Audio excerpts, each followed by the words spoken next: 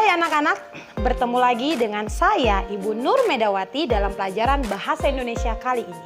Sebelumnya kita telah belajar mengenai surat lamaran pekerjaan. Apa arti surat lamaran pekerjaan? Kemudian apa fungsinya dan apa unsur-unsur dalamnya?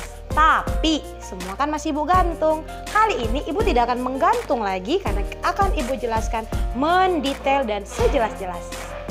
Unsur yang pertama dalam surat lamaran pekerjaan adalah tempat dan tanggal surat. Perhatikan contoh berikut ini.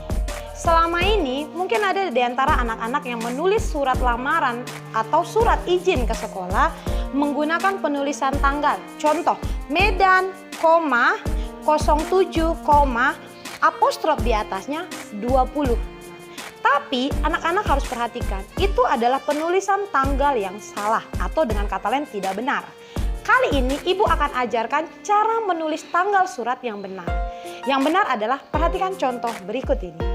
Medan, jangan lupa ya anak-anak, kemudian ada tanggalnya, bulannya kita tuliskan dan diawali dengan huruf kapital dan tahunnya ditulis dengan lengkap. Sampai sini cukup jelas apa yang Ibu ajarkan? Dua, dalam surat lamaran pekerjaan adalah hal. Hal berarti apa isi dalam surat tersebut. Karena dinamakan surat lamaran pekerjaan, dengan kata lain, isi surat adalah surat lamaran pekerjaan. Jadi yang kita tuliskan dalam hal adalah hal titik 2, surat lamaran pekerjaan. Perhatikan contoh berikut ini. Yang ketiga, dalam surat lamaran pekerjaan adalah lampiran. Untuk lampiran, anak-anak didik kami harus jeli karena setiap perusahaan berbeda dalam meminta jumlah lampiran yang dibutuhkan. Misalnya, ada satu instansi hanya meminta 5 lampiran, tapi ada juga satu instansi perusahaan meminta misalnya ada tambahan berupa kartu kuning atau kartu pencari kerja. Dan ada juga yang meminta surat keterangan catatan kepolisian. Bahkan ada juga yang meminta surat bebas narkoba. Jadi lampiran itu berisi berapa banyak yang akan menyertai surat lamaran kita. Perhatikan contoh penulisan lampiran berikut ini.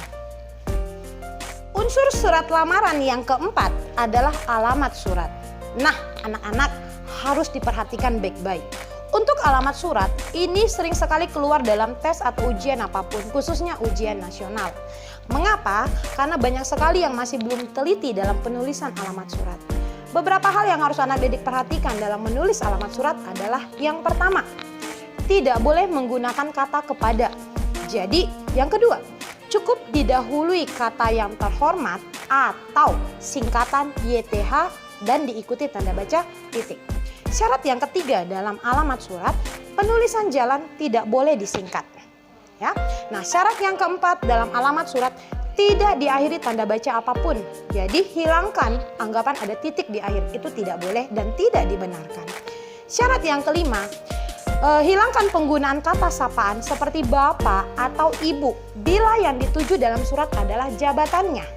Misalnya, yang terhormat, Kepala SMA Metodis 5. Jadi kata sapaan seperti bapak ibu itu tidak kita gunakan. Kapan itu bisa kita gunakan? Bila anak-anak didik kami menulis surat ditujukan pada perorangan atau mencantumkan namanya. Misalnya, yang terhormat atau YTH, Ibu Rosdiana Situmorang. Untuk lebih jelasnya, perhatikan contoh berikut ini. Unsur surat lamaran pekerjaan berikutnya adalah salam pembuka. Untuk salam pembuka cukup kita katakan ya, dengan hormat. Mengapa? Karena kita menggunakan sapaan universal. Ya, jadi karena surat lamaran ditujukan pada semua orang tanpa mengenal misalnya agama atau suku, jadi kita menggunakan sapaan yang umum saja atau yang biasa digunakan. Unsur berikutnya adalah isi surat. Nah, untuk isi surat anak-anak didik kami pun perlu pahami dan cermati. Isi surat itu dibedakan ada bagian pembukaan dan ada bagian intinya. Untuk bagian pembukaan itu ada beberapa cara dalam penulisan. Bila anak-anak kami menulis surat lamaran atas inisiatif sendiri, maka cukup didahului kata yang bertanda tangan di bawah ini. Tetapi satu hal yang perlu anak didik perhatikan, bila surat lamaran tersebut ditulis karena ada iklan dari surat kabar. Nah, ini berbeda cara penulisannya. Jadi, untuk menjadi pembuka dalam surat lamaran tersebut, anak didik harus cantumkan nama surat kabarnya. Misalnya, berdasarkan iklan yang dimuat pada harian Kompas maka Kompas harus kita cantumkan karena kita melihat iklan tersebut dari surat kabar Kompas. Dan penulisan Kompas harus menggunakan huruf miring karena itu syarat dalam penulisan surat kabar. Nah, perhatikan contoh berikut ini. Untuk isi surat bagian inti, nah itu berisi identitas anak didik ketika mengajukan surat lamaran pekerjaan. Nah, untuk bagian identitas ada yang perlu kita garis bawahi. Untuk bagian identitas, maka kita harus mengawali dengan huruf kecil. Mengapa? Karena sebelumnya kita telah menggunakan tanda baca titik 2. Dengan kata lain, kalimat belum berakhir atau belum selesai. Nah, sebagai bahan pertimbangan Bapak Ibu, turut saya lampirkan misalnya. Nah, itu kan tanda baca titik 2 di belakangnya.